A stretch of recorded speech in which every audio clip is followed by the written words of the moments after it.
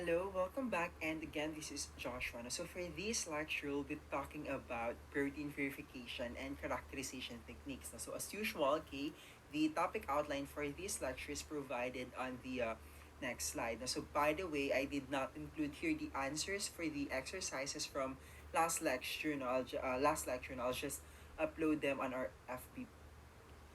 Okay, so these are the topics that we'll be discussing for this video. Okay, so for example, you want to analyze and characterize a certain protein, no, to assess its functions and or physicochemical properties. Okay, so the first thing that you need to do to analyze your protein sample is of course to separate and isolate it from other proteins. So I'm talking about your protein of interest. Okay, so why?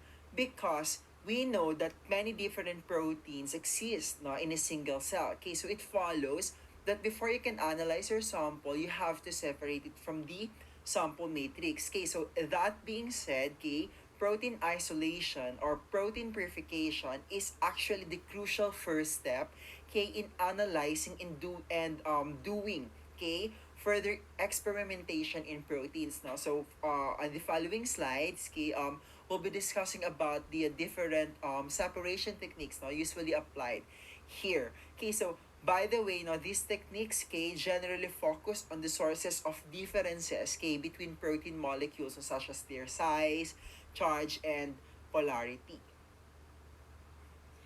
So before real protein purification, the protein of interest or your analyte, so to speak, must first be released from the cell, no? And this is done via homogenization. So in this process, you're actually opening up the cell by breaking it, no, or you're lysing your cell. And we have different ways or techniques to do so, no, and we'll be discussing them here. So so we can do it via mechanical disruption. So here we break apart the cell by using rotating blades, no, or using blender. So these blades work by grinding and dispersing the cell. No? So most blenders, are actually effective at homogenizing tissues. So by the way, this method has minimal sample loss and can be used when you have small amount of samples. So you can also achieve cell lysis via sonication. This is actually a type of physical disruption to lyse your cell samples. So this method uses high frequency sound waves to lyse the cells. So the sound waves are delivered via probe or via a probe immersed in the liquid cell suspension. Note that this method, although common, is very time consuming, no, and would require a sample volume of around 100 ml. You can also do manual grinding. So your good old mortar and pestle can be used to manually grind the cell. Although note here that this is it's going to be very tedious, and very time consuming as well. No, so this method is actually good and most effective at lysing plant cells. And then liquid homogenization can also be done. Here cells are lysed by forcing them through a small or narrow space which acts to shear the cell membranes. So ito yung gamit in Potter BioChem homogenizer. So by the way, this is the commonly used homogenizer, no? This one is actually a more gentler method as compared with using mechanical homogenizer, no? So yung mga binanggit natin kanina. So for example, your mechanical disruption. Because because in the latter, it breaks many of the subcellular organelles like mitochondria and endoplasmic reticulum, while the former leaves many of the organelles intact. No? So other homogenizers of this type available in the market are French presses and Downs homogenizer. You can also rupture the cells by subjecting them in cycles of freezing and thawing, no? Or you can do, so that's temperature treatments, or you can do chemical lysis. Here, you add enzymes or chemicals to induce cell lysis. So for example, you can add detergents, especially when the protein of interest is solidly attached to a membrane. Okay, so di ba we have different means of homogenization? Okay, how do we select one pala? Okay, so one answer here would be to follow the method ng analysis that you want to do. Okay, kung ano yung nakalagay doon, yun yung dapat mong gawin. Or you can base it on the one, okay, base it on the one which will. Okay, by the way, there are many steps needed in order to extract the protein of interest and separate it from contaminants, okay, and to arrive, okay, at a pure sample of your analyte, no, or pure form of your analyte. And because of that, we need like a way, okay, to track our success in isolating our analyte and assess its purity. And we can do that by formulating a table as shown here, wherein included here are the steps, K, that were taken, and most importantly, the percent recovery, so that we know how much of our analyte has been retained during each step. K, note here that the percent recovery usually drops steadily, K, during the purification process. Okay, and it's also an important factor that needs to be considered during each processes or method na gagawin, because yes, we want a pure analyte, but what good would that be, okay, when its amount is not sufficient for analysis? Okay, so after homogenization, the samples are subjected to differential centrifugation. Okay, so this is actually a process of separating cell components, no, like the membrane fragments, unbroken cells, nuclei, mitochondria, ribosomes, etc. Okay, and particles that are not soluble in the buffer used. By the way, yes, you also use buffers here. Okay, remember we mentioned that separation techniques focus on the sources of differences between proteins, and one of which is based on size or molecular weight. Okay, that is actually being used, okay, or being exploited in differential centrifugation. Okay, so here this sample is spun at different speed for particle separation. Okay, note here that you have to know kung nasaan yung protein of interest mo, so that you can extract it, okay, from the homogenate or the supernatant liquid, so that also you know at what speed your analyte is separated from the homogenate. Okay, so if you spin your sample, okay, at around 600 G, okay, or 600 times the force of gravity, okay, you'll have here a pellet consisting of unbroken cells and nuclei. And for example, the protein of interest is not found in the nuclei, then you can continue to spin the homogenate at higher speed, okay, until such time, okay, that you were able to extract your analyte. Okay, by the way, if you're increasing the speed, you have to discard, okay, each precipitate, okay, that you're getting from each speed, no, at different speed, so that you'll only get the proteins, okay, that precipitate at that specific speed. There, I hope it makes sense. Okay, so after proteins are solubilized, okay, they are usually subjected to crude purification. Okay, so this purification process is based on the solubility of proteins or differential solubility in salt solution of proteins. Okay, so that being said, note that proteins, okay, show a variation in solubility, okay, depending on the polarity and ionic strength of the solution to which they are dissolved. Note also that proteins remain soluble as a result of their interaction with water. However, okay, when the ionic strength of a protein solution is increased, okay, to a certain point, okay, by say adding salt, the solubility decreases. Thus, the proteins precipitates.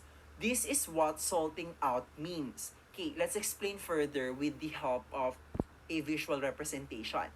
Okay, so ganito.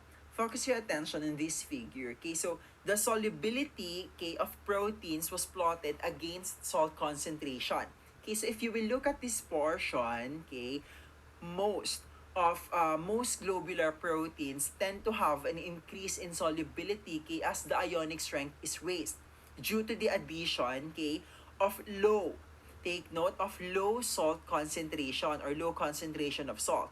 Okay, so this phenomenon is known as the salting in. Okay, the salting in of proteins. Okay, so This happens because salt molecules stabilize proteins by decreasing the electrostatic energy between the protein molecules, which in turn increases its solubility with water. Okay, so mas nadidissolve sila, okay, so sa solution mo.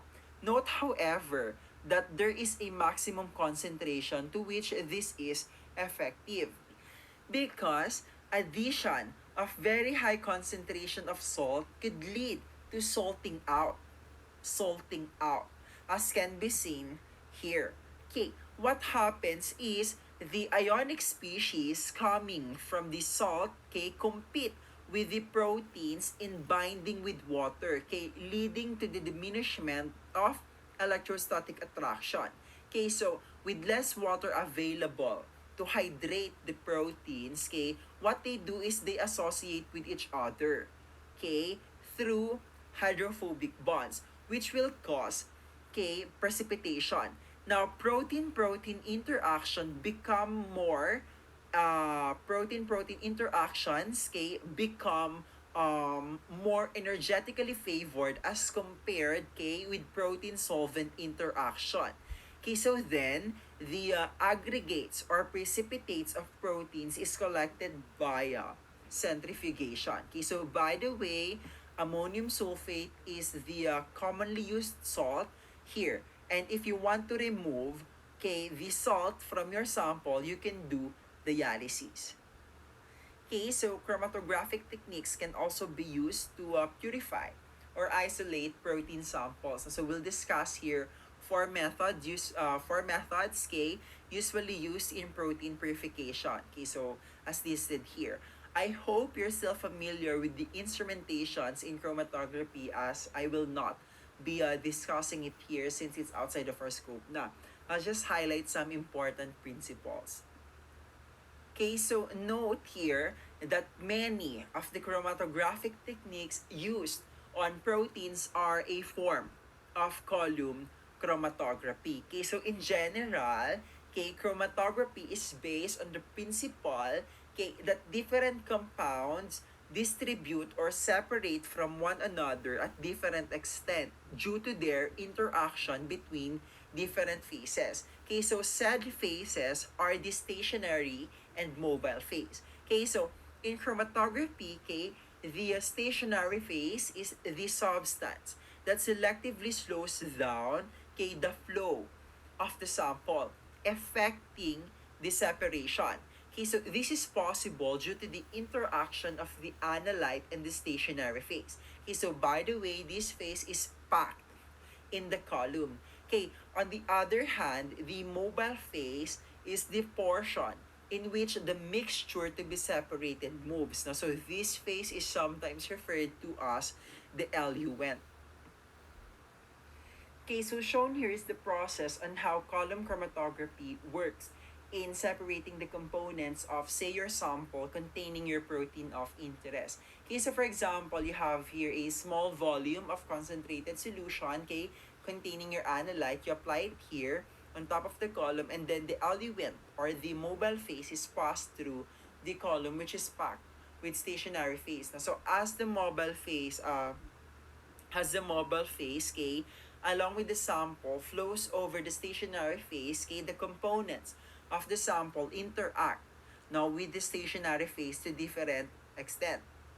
Okay, that is, some of the components can interact with the stationary phase more strongly than with the mobile phase, thereby being in a way left behind, or that they are carried more slowly by the mobile phase as compared with those components that have more strong interaction, okay, with the mobile phase, okay, no, which will be eluted first. By the way, that interactions, okay, allow for the separation of the components of your sample.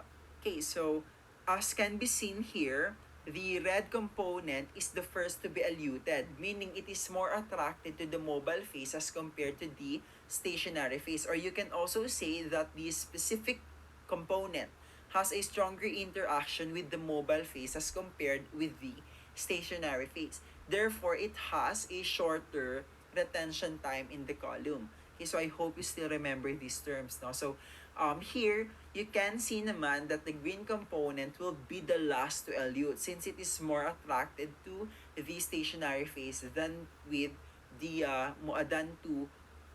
mobile phase. So it's more retained in the column. Okay, so we have naman here size exclusion or gel filtration. This is actually a form of column chromatography wherein the separation of molecules is based on size. Okay, so here, the stationary phase is made up of cross-linked gel particles containing one of two kinds of polymers. Okay, so for the first one, you have here dextran or agarose, which is a carbohydrate polymer, and you also have here gel-based or gel based on polyacrylamide. Okay, so the structure of these polymers consists of pores, okay, due to the cross-linking and the extent of the cross-linking of these polymers, no? Okay, the extent of the cross-linking of these polymers can be controlled to determine the pore size. Okay, so you have to remember here eddy diffusion. Okay, so the solute molecules or the components of your sample passes through different paths along the column during elution, such that the smaller molecules enter the pores and are delayed in elution time. And the larger molecules do not enter these pores, okay, and thus eluted first. Okay, so this figure shows you what happens in a gel filtration chromatography. Again, larger molecules migrate faster through the column since they are excluded from the gel, whereas small molecules have access to the pores of the gel beads. And so, therefore, okay, they migrate slower through the column. Okay, so this method can be used to estimate the molecular weights of your analyte by comparing it with a set of standards. Okay, no? So, however, note here that, of course, this method also has a limitation or a limit since the exclusion ability of each gels okay, also have a limit. Say, for example, you have a size of protein that is too large to fit in the pores, no? And then all proteins with that size or larger proteins will elute simultaneously. Okay, so we can also see from the graph that larger molecules really have low retention time. So mas nauna silang na elute. Okay, so we also have here ion exchange chromatography, whose separation is based on the overall charge of the molecules. Okay, so this method consists of a resin which binds the proteins of interest or your protein of interest. Said resin can have a positive or a negative ligand which would determine the type of this method. Okay, so there are actually two types. You have your cation and an ion exchanger. Okay, in cation exchanger, you have a negatively charged resin. So it follows that your analyte here has a net should have no a net positive charge. And in the anion exchanger, you have here a positively charged resin and the same logic as before applies. Okay, so let's discuss how ion exchange chromatography operates no, to separate your proteins of interest on the following slide. Okay, so this slide shows you the operation of an ion exchange chromatography okay, using cation exchanger. Okay, so before anything else, note that the column is calibrated with a buffer of suitable pH and ionic strength. Okay, so focus your attention here muna. Okay, so you can see here at the beginning of the separation process, okay, you have here various proteins. Okay, mixture of them if you will, okay, loaded to the column. And the column here has a negatively charged resin. Okay, note here that you need to have counter ions. Now, so in the case of a cation exchanger, sodium or potassium ions are usually bound to the resin. Now, while if you have an ion exchanger, yung counter ion mo is usually chloride ions. Okay, so going back, the sample is already loaded on the column and allowed to flow through. The proteins that have a positive net charge, okay, will stick to the column or maiiwan siya because it is exchanging places with the bound counter ions. While the proteins naman that have a negative net charge or proteins that have no net charge, okay, will elute. Note here that the reverse applies now. So when you have an ion exchanger. Okay, now what happens to the proteins na naiwan sa column? Okay, so they will be eluted by changing the eluent or the mobile phase with a buffer, okay, that has a pH that removes the charge on the bound proteins, or you can change it with something that has higher salt concentration. There. Okay, so here naman, suppose you have a sample containing, say, aspartame, serine, and lysine. Here. And you want to separate lysine from the mixture. And you know that lysine is a basic amino acid, or that it has an overall positive net charge. You can use cation exchanger. So, so as you follow the process, you can see that lysine is going to be the last amino acid to elute kasi nga siya yung may overall positive net charge. Okay, so note that when you have a sample containing more than one positive or negatively charged proteins, okay, this type of method might not be useful since it will not be able to specifically separate your proteins of interest. So this is one of the things, okay, that you need to consider when you're working with characterization of proteins. Okay, so now we move to the last, and I dare say the most powerful chromatographic technique that can be used to isolate or purify your protein of interest. Okay, so affinity chromatography uses the specific binding properties of proteins or molecules. Okay, of course, it is another form of column chromatography, but what distinguishes it from the other chromatographic techniques that we've mentioned is that the stationary phase of this method has a polymer, okay, that can be covalently linked to some compound called your ligand, okay, which specifically binds to your protein of interest, no, unlike with the previous chromatographic methods or techniques that we've discussed. Okay, so the last proteins to be eluted will be the protein of interest in its most purified form. Remember, this is what we want. Okay, so because again, the stationary phase of the column is packed with a ligand na pipiliin lang i-retain yung protein of interest mo based on its specific binding properties. Okay, so you don't need further verification na when you use this technique. So, but of course, there is still a catch. Okay, this method is very expensive because you need to tailor your column with the specific stationary phase for your protein of interest. Okay, now focus your attention on this figure. Okay, so for example, you have a mixture of proteins. Okay, so you can see here, they are denoted by different shapes. And you also have here substance S, which is the ligand packed on the column.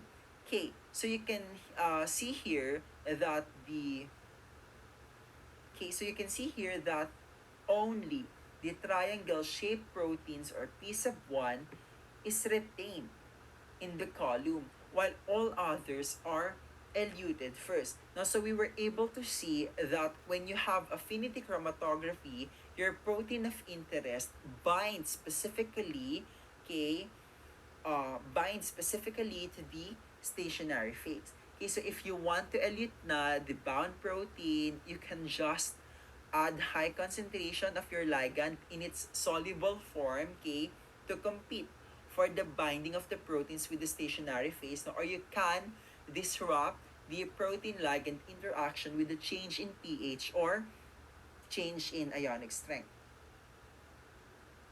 Okay, so shown on this table are different ligands that are specific for groups of compounds. So you can just check them. Okay, so now we move to electrophoresis. Okay, so we'll be discussing here SDSPAGE and isoelectric focusing. Okay, so here we have electrophoresis, wherein charged particles migrate in electric field towards opposite charge. Okay, so note here that the mobility of different macromolecules, your protein, for example, is affected by three factors. We have here charge, of course, the migration of charged molecules toward an opposite charge electrode would be faster as compared with neutral molecules. No? So we also have size and shape. No? So these two factors will also affect the mobility of the molecules on the supporting media. Okay, so we can say that this method for separating molecules is based on the ratio of charge to size. Okay, so there are actually many different supporting media used in electrophoresis. No? So, but the most common support are the following. Okay, so agarose-based gels are often used as a matrix to separate nucleic acids, okay, while polyacrylamide gel is the most common electrophoretic support used in separating proteins. Now, so because polyacrylamide has more resistance towards larger molecules than smaller ones. Okay, so shown on this figure is the experimental setup for gel electrophoresis. Okay, so your samples are placed on top of the gel, and then upon application of current, okay, the negatively charged proteins migrate toward the positive electrode at the bottom. Okay, so by the way, if you will notice here, you can see that it has color, right? Because you add tracking dye to your sample so that you can visualize or see or track kung nasa na yung sample mo. Okay, we have here SDSPAGE or sodium diacetyl sulfate polyacrylamide gel electrophoresis. Okay, so what you do here is you treat your protein sample with SDS prior to analysis. No? And this separation technique is based on molecular weight, or the trend is based on the molecular weight than charge. Why? Because remember, we treated the samples with detergent. It follows that the charge of the molecules has been neutralized, or the protein molecules have the same negative charge already because of SDS. So by the way, SDS carries a highly negative charge. Thus, the determining factor in this separation is the size of the proteins. Note that small proteins move faster than larger ones in this case. Now, so we can say that SDS page can be used to determine the molecular weights of proteins by comparing it with standard samples. Okay, so note here that for most proteins, there is linear relationship between their relative electrophoretic mobility versus the logarithm, okay, of the molecular weights of individual proteins. No? So, there. Okay, so isoelectric focusing is another variation of gel electrophoresis. This is also a method of separating substances, but this is based, okay, on isoelectric point or PI of proteins. No? I hope you still remember this from the previous videos. Okay, so recall that the PI of proteins correspond to the pH at which they have no net charge. In this method, okay, the gel is prepared with a pH gradient. Now, so this gradient or the differing pH changes the charge on the proteins now as it migrates under the influence of electric field. Eventually, okay, your proteins reaches a point in your gradient at which it has no net charge na, or your isoelectric point. And upon reaching that, okay, the proteins stop migrating. Note again that the position of the proteins correspond to their PI. Okay, so you can actually use isoelectric focusing in combination with SDS page. Okay, so you call this the method, you call this the two-dimensional electrophoresis. Now, this method na as the two-dimensional electrophoresis. Okay, so this method provides enhanced separation. Okay, so here, after isoelectric focusing, the focus proteins, no, yung focus proteins natin, are then subjected to SDSPAGE that is perpendicular, okay, to the direction of isoelectric focusing. No? So 90 degrees yung direction niya. Okay, thus, the bonds that you see here, okay, the bonds that you see here were separated first by isoelectric points and then by their size, no? So by SDS page. By the way, we can say that these proteins have low molecular weight as compared with those above them. Okay, so do not confuse the trend in electrophoresis with that of the trend in size exclusion chromatography with regards to the molecular weight.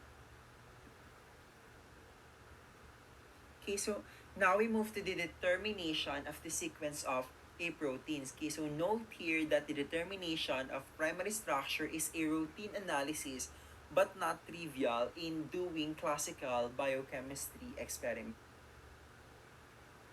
Okay, so this slide shows you the strategy on how to determine the primary structure of a given protein. So basically, this answers the question, how can one determine the primary sequence of or the primary structure of a protein?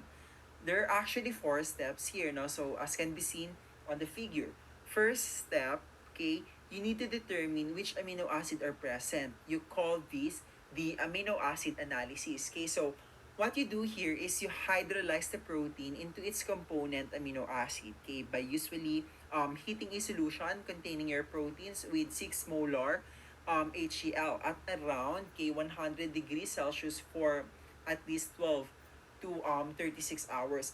And then you separate it using an amino acid analyzer or HPLC. Okay, so aside from obtaining qualitative information about the identities of the amino acid presence, you can also have quantitative information regarding the amount of those amino acids present when you use HPLC. Okay, so moving on to step 2, okay, you try to determine here the N and C termini of the sequence. You also call this your sequencing. Okay, so you can actually use this to determine how many polypeptide chains are present, okay, in your protein sample. Okay, so in steps 3 and 4, okay, the proteins are cleaved into smaller fragments and then the amino acid sequence is determined. Okay, so let's discuss on the following slides how do they cleave proteins into peptides, okay, using different enzymes or chemical reagent. Okay, so proteins can be cleaved at specific sites by using either an enzyme or chemical reagent, as mentioned before. Okay, so for enzyme, example, you have your trypsin, chymotrypsin, and etc. Okay, and for chemical reagents, you have your cyanogen bromides, etc. Okay, so provided here is a list of enzymes and chemical reagents used for protein cleavage. So if you don't want to memorize everything, at least now be familiar with the important ones. So I had them underlined here. Okay, so this slide shows you how trypsin digest, okay, or cleave a given polypeptide chain. Recall that trypsin specifically cleaves at C-terminal of arginine and lysine. There. So, you can see that trypsin cleaved to the right of arginine and lysine or again from the carbonyl side of those amino acid residues. So, remember your NCC. Paulit-ulit tayo doon. Okay, so you can see from letter B, okay, same figure, the product, okay, of the reaction. Okay, so you have here different peptide fragments with C-terminal, arginine or lysine, okay, yung mga terminal nila, and a single peptide derived from the polypeptide's C-terminal end, from the original. So, there. Okay, so this slide naman shows you the digestion of a protein using chemotrypsin. So again, this enzyme cleaves specifically at the C-terminal of aromatic acids, no, aromatic amino acids rather. Okay, so we have here phenylalanine, tyrosine, and tryptophan. Tryptophan. Again, you can see here that the aromatic amino acids are the terminal of the peptide fragments. Okay, so again, kaya ganon because this enzyme cleaves at the C-terminal end of this peptide, no? And then you also have a or amino acid, no? And also you also have a peptide fragment derived from the C terminal of the original polypeptide chain or of the original peptide chain. Okay, so this slide naman shows you the mechanism of how cyanogen bromide cleaves the internal methionine residue. Okay, so you can just review the mechanism, but the take home here is that when you see cyanogen bromide, dapat alam mo na sa C-terminal siya magki-cleave ng methionine. There. Okay, so after cleavage, you have a mixture of peptide fragments as can be seen on this figure. You can actually separate them using HPLC or other chromatographic techniques. So for example, you use different cleavage reagents to help in the determination of the primary structure. No, so ayan, nakikita natin dyan. So madami kang peptide fragments and it's like working with puzzles to determine the overall peptide sequence. So, pagtatabi-tabihin mo lang yung mga fragments mo corresponding to the cleavage site, no, if of different reagents. There. Here we have Edman Degradation. It's also a method for peptide sequencing. Okay, so sequencing, no? So for example, you have a relatively short sequence, say 30 to 40 amino acids. So it can be determined quickly. No? So if you remember the figure from preview, the shown figure, okay, from the previous slide, the amino acid sequence there was actually determined via Edman degradation. Okay, so in this method, you use phenyl isothiocyanate. No? So it reacts with the N-terminal residue of the peptide. And as you can see, after the second step, the peptide chain is one residue shorter, okay, from the original. And it also produces PTH or your phenyl thiohydantoin derivative. Okay, so this particular method has become so efficient that it nullified the need to identify the N-terminal and C-terminal ends of a protein K using enzymes or chemical reagents. No? So, there. By the way, I was not able to include here techniques that can be used for protein identification. No? So, you have there your ELISA or your enzyme link immunosorbent assay. No? So basically, this is just a glorified UVVs, and we also have here your Western blotting. No? So you can just read about them if you have time. Okay, so this ends our discussion for topic 2.3.